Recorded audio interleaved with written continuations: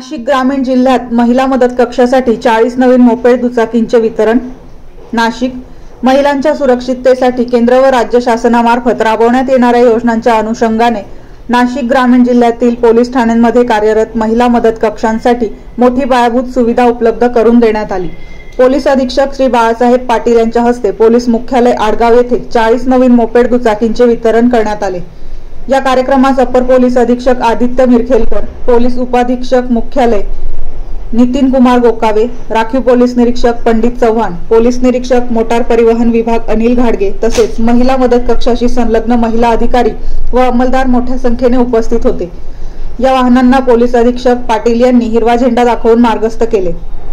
ही वाहने निर्भया फंडाअंतर्गत national crime research bureau नवी दिल्ली मार्फत मिळालेल्या निधीतून प्राप्त झाली असून त्याचा उपयोग महिलांविरुद्ध होणाऱ्या गुन्ह्याचे तात्काळ निदान व तपास तसेच गस्त वाढवण्यासाठी होणार आहे।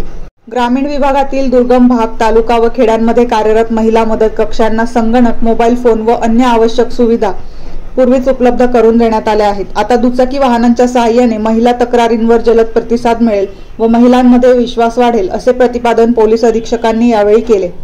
महिला व बालकांवरील अत्याचारास प्रतिबंध, सार्वजनिक ठिकाणे, शाळा, महाविद्यालय, आश्रमशाळा, कार्यालय परिसर सुरक्षेसाठी सदर मोपेड वाहनांद्वारे गस्त वाढवली जाणार आहे। कौटुंबिक हिंसा, छेडछाड, लैंगिक शोषणासारख्या प्रकरणात या महिला मदत कक्षातील कर्मचारी तत्परतेने आणि सहानुभूतीने काम करणार आहेत। Subscribe now and press the bell icon. Never miss an update.